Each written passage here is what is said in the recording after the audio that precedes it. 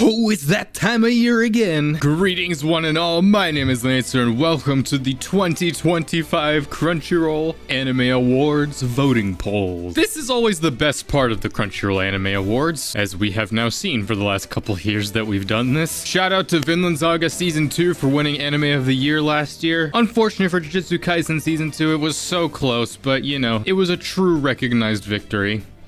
Crunchyroll keeps changing how they're doing their awards, and this has been the longest that we've had to wait for this one because they're finally realizing, oh hey, the whole reason we don't include anime from the fall season is because of recency bias. So let's wait to do the awards till later, which I don't know why it took them this long to realize that. So that's why we're having the awards now here in April rather than in January, which means that there's gonna be a lot, right? There should be. It's a year's worth of content, but something tells me we're in for another year of disappointment. But hey, the disappointment won't come until the actual awards show itself. For now, we are going to vote. And of course, you can vote as well if you have a Crunchyroll account, which nowadays I know that's becoming more and more sparse. But I'm pretty sure even if you have a free account, you can still vote from the 3rd to the 14th, I believe, for the next 11 days, which I don't know why they don't just make it 2 weeks. And then the actual broadcast will be on May 25th, where we see the results and we get disappointed. Link down in the description below if you want to go and vote as well. This is just an opportunity to take a look back on a lot of the anime that's come out and just be like, oh yeah, that was fun. So let's get started. First up, we have Best Voice Artist Japanese. Oh boy, this is gonna be hard. Yeah, cool. They actually have the pictures. Last year, they didn't have pictures or anything to show who you were really voting for. We have Aoi Yuki, which is Mao Mao, which, oh man. Shion Wakayama, oh my god, Momo. Freyrin, and of course, Okurin as well. In all honesty, it is between Freyrin and Momo, but ultimately, I think I've gotta give it to Momo because her voice in Dandadan is unmatched, honestly. It's just so unique sounding. Like, I love Mao Mao. Like, I love Mao Mao for a similar reason. Momo just edges it out in my mind. All right, next up, English performances. I didn't really listen to a whole lot of dubs this year, but I did check out the Dandadan dub. Not bad. Ooh, Freyrin's dub voice though. Okay, I'm lying when I said I didn't listen to a lot of dubs. Fuck, I've listened to all of these dubs. Oof. Oh yeah, Attack on Titan Final Season Part 3 Part 2 is gonna be included in this as well. I kind of want to give it to Alia just because the dub for Alia, like, they actually went out of their way to get somebody who knows how to speak Russian. They just so happened to be the same person who voices Ash Ketchum, which is kind of funny. I was just thinking about Leon's awesome battle yesterday, that's all. Which I do enjoy it, dude. I don't know though. Freyrin's dub voice though, the meme going around just like, you're exceptional. You were exceptional. That was quite the show. Well done. I want to give it to Alex Lay just for the meme. Erect. Ew! Fuck, I didn't realize that Solo Leveling is going to be on this list. Ugh. I swear to God if it wins its best anime of the year. JJ Grell, though. It's funny that I know him as Josh Grell, but he's Jesse James Grell. I think of the scene when he's like screaming at himself when Armin... Get up, you waste of space! Human garbage! Worthless piece of shit! Even though I don't really think that's the best voice for Armin, but you know what? For the sake of difference, I'm going to vote for Sarah Natacheni because I do really like that they actually got someone who speaks Russian, and it's kind of funny that it's Ash Ketchum. Now we get to music. Best ending sequence. The Kaiju number 8 ED, the Oshinoko 2 ED, Dandadan's ED. I gotta refresh myself now on what these actually sound like. Oh, right, yeah, this. And what about Kaiju number 8? Nobody got you the way I do. Whatever damage you're paying to. You know, I might have to give it to that. I forgot about that song, honestly. Nobody got you the way I do. The rest of these, I hated the Solo Leveling ED because it just reminded me just like, oh yeah, this show is paced horribly, so here's an ED out of nowhere. So honestly, I'm gonna give it to Nobody. Nobody got you the way I do. All right, best OP. We had some bangers. Abyss, pretty good. Oh, dude, come on. Oh no, I didn't even watch the show, but I know the bling bum bum bring bum bum bring. Bring bum bum bring bum bum bring bum bum bum. How you not gonna include the Freyrin OPs, dude? Because honestly, those would have won. Oshinoko 2's OP was pretty good. Not as iconic as OP1 though. But I mean, come on, we gotta give it to Dan. The two meme songs like right in the middle. I need to watch Mashal, I know, but the most I know about it is just the bring bum bum bring bum bum bring. Abyss is a pretty good OP though, but I'm gonna give it to Dan. Next one, best score. Fuck. Instead of putting the studios here, since we're talking about best scores, they should put the actual composers instead of just this small thing right here. For me, it's Frieren, Dantadan, and Demon Slayer, I guess, just because Yuki Kajiura, love her. Solo leveling is Hiroyuki Sawano, but which they didn't even put. I have to give it to Frieren. That's still a song I listen to all the time. So much great music. Deserved. I don't even care if that's not what wins. That wins in my heart. All right, best anime song, which is just the OPs again. It is, except for this one Frieren song, which is what?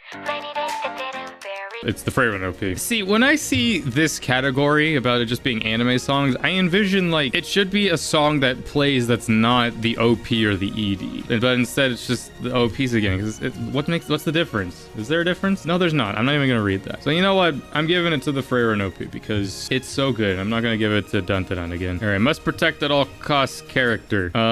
Anya's on here again. All right, because Spy Family season 2. Why is Frieren on here? Fern should be on here more than anything. Bruh, have you even watched the show? Frieren doesn't need protection. She's a god. Episode 11 forever engraved in my memory.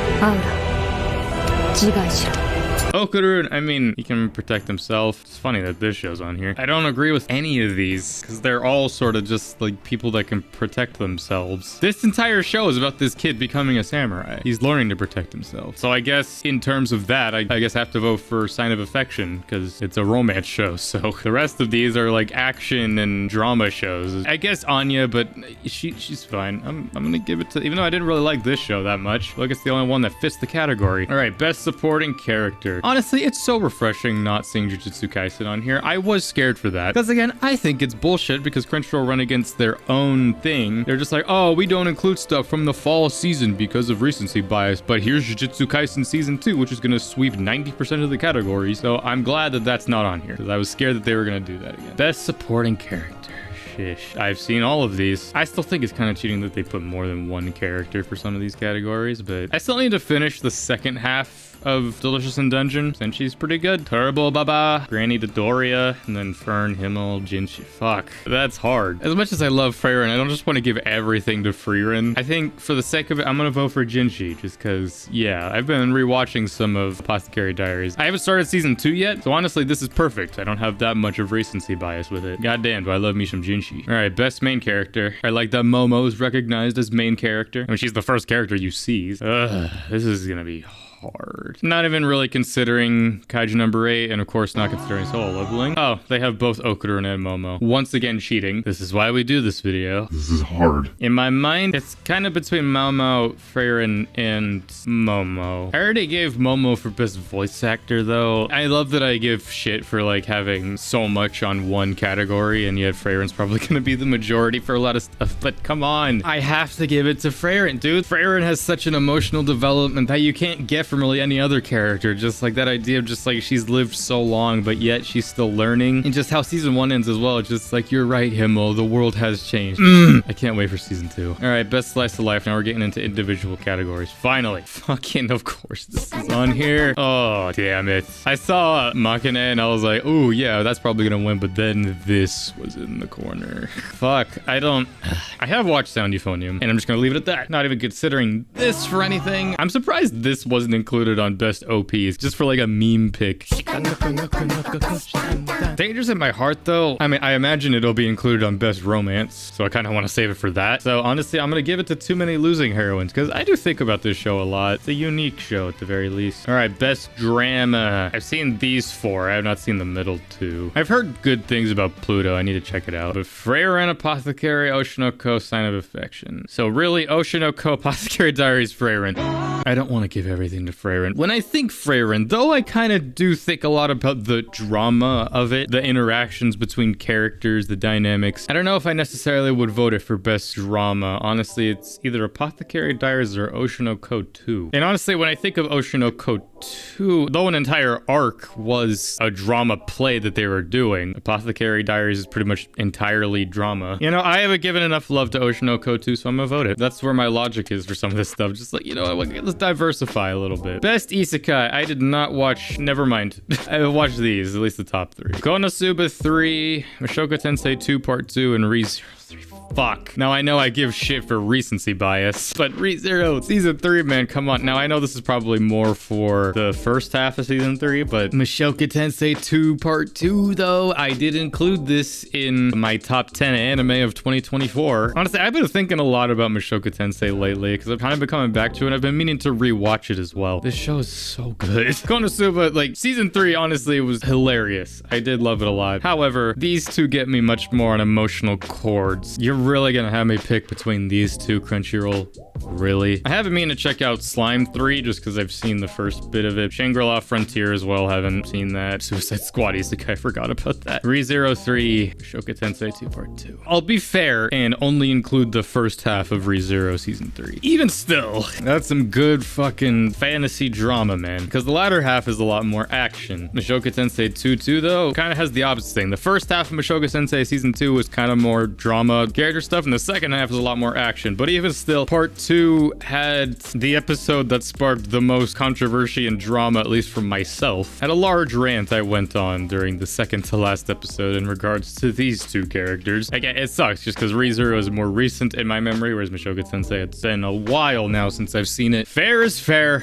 I'm gonna give it to ReZero. I'm sorry, Mushoku Tensei. I would have had a lot more to say about you had I watched you last year, when I could have voted for you on different stuff last year, but it is what it is. All right, best action. This is gonna be tough. I still haven't really watched this arc yet of Demon Slayer just because I don't really feel like I need to. It looks like it's going to Dandadan. Haven't seen Bleach. Do not give a fuck about Solo Leveling. Haven't seen Windbreaker, and Kaiju number 8's like, I mean, good action, but forgettable in my opinion. So yeah, Dandadan. Good job. Why didn't they include Freyren? The action in that is unparalleled. Best comedy. I mean, I talked about Konosuba. Spy Family Season 2. It's been a while since this came out. Honestly, I liked Season 2 more for the drama and the action, really. Like, you're doing the fucking slaughter on the boat. Like, that shit was awesome. I gotta rewatch some of that. But everything else that happened that season, I don't even really remember. Dear friend Nokotan, I'm trying to... Wit did this show? I didn't even know that. No wonder the CG sucks. Delicious in Dungeon, I still haven't finished it. I mean, there is some funny stuff in it, to be fair, but I gotta give it to Konosuba. That shit had me dying. I'll never forget the fucking part where Cosmo dies and there's like a 30-second pause, right? And then he's just like, I'm sorry. Best romance. Here we go. I'm sure I've seen... I actually haven't seen all of these. Scott Pilgrim Takes Off. That came out last year? I guess the last half of 2023. That's included in best romance. Sure. Why not? Blue Box. I've watched the first couple episodes of Blue Box, never really coming back to it. So, I mean, I did say...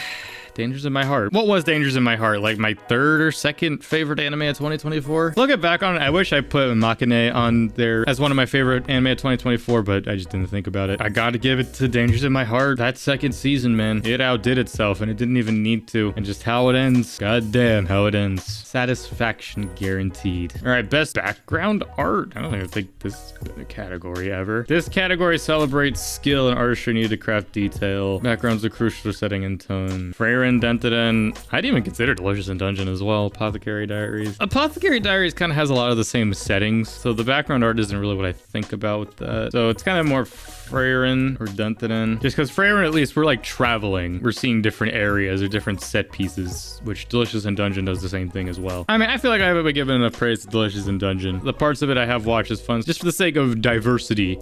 Delicious in Dungeon. I'm like Disney, gotta hit our diversity quota. Best director. Shit. God damn it. All right. Who had the best vision that came to life? Oh yeah, the One Piece fan letter. I need to check that out too. I don't know. God damn it. It's all the same stuff. Well, I can already guess what the anime of the year stuff is gonna be. I'm probably gonna give it to Freyren or Dandadan, just because those had such a beautiful vision. The only reason I don't want to vote Dandadan is just because of how short it was, which I mean, season 2 is coming out in July. So honestly, Freyren, I just got such a clear direction with that. I loved it. Not saying that none of these other ones didn't. Keiichiro Saito. Good fucking work on that show. Best character design, let me guess. I don't think I will consider Freyren for this one, just because my one gripe I have with Freyren is that the faces, like everyone kind of has the same face. Everything else is kind of different designs. So I'd say either Delicious or even really Apothecary, maybe. I mean, Dandadan had some fun character designs, but it's not necessarily anything new, at least for me. There hasn't really been a point, other than maybe like Granny Dodoria's design, some of the spirits as well. There wasn't really a time where it's like, ooh, the character design. So either Delicious in Dungeon or even Apothecary. I mean, Mao Mao's design's fun, just because she's very cat-like. But honestly, I'd say Delicious in Dungeon, honestly, for Senshi alone and his glorious design. Even Marciel, Chilchuk, and Laios.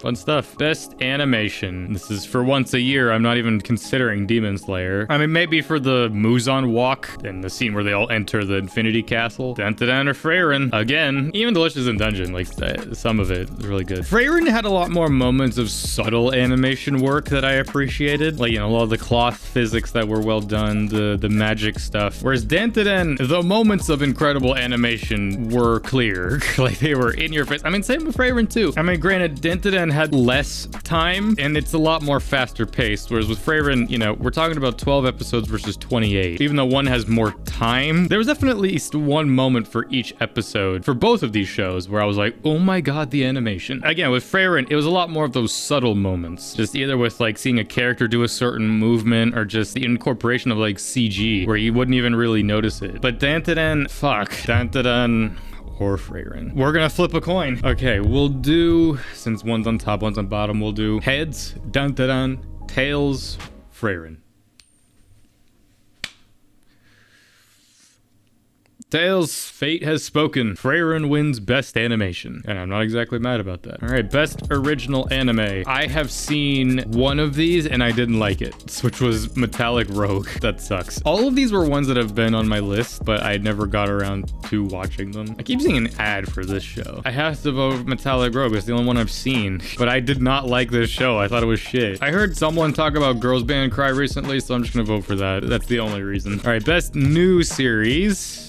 This is like the same as Anime of the Year, honestly. Well, obviously, not Solo Leveling. I have not finished Delicious in Dungeon. I did not really enjoy Kaiju number 8 that much. So Dantadan, Apothecary Diaries, Freyren. Here's the thing with all three of those. I mean, really all of these, it's like they're not finished. At least Freyren and Apothecary Diaries, there was enough time. Like, there were 20 plus episodes. Apothecary Diaries was 24 with more coming out right now, and Freyren was 28. Whereas with Dantadan, it had such an abrupt ending. It's like, all right, come back in July. At least with these two, there was enough time to sink your teeth into them and enjoy them, and then by the end be like, oh, I want to see more, but at least there's so much I can look back on and rewatch. Really, it's on this side. It's Freyren or Apothecary Diaries. I already know this is what the Anime of the Year is gonna look like. It's gonna be these six again. I feel like I have to give it to Freyren. Like, Apothecary Diaries is really good. It's beautiful. The drama in it is great. I love the main characters in it, but Freyren just has those moments that just sucked me in more than Apothecary Diaries. I don't know why I feel so guilty, just because I already know that the majority of my stuff is gonna be the best continuing series. Let me guess. Oh, okay, there's at least some difference. Fucking One Piece. One Piece is gonna win this again.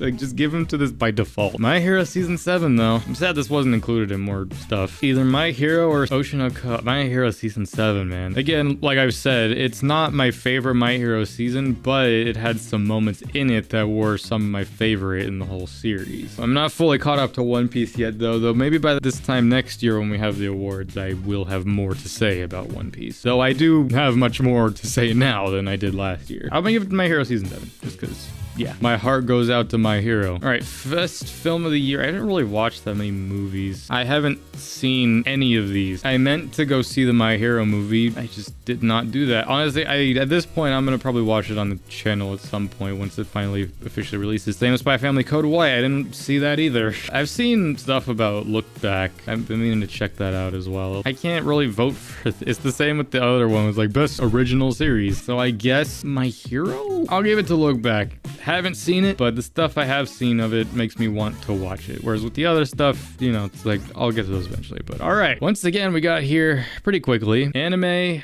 of the Year. Now, let's lock in for this. Unlike most people who will be voting for this, you need to consider now. For Anime of the Year, it is a majority of these categories combined. You gotta think about the animation, the character design, the director, the background art, the specific genre that it may be, comedy, action, drama, the opening, the ending, the best supporting character, the score, the voice acting as well. Let's see if I can predict fully what the six are gonna be.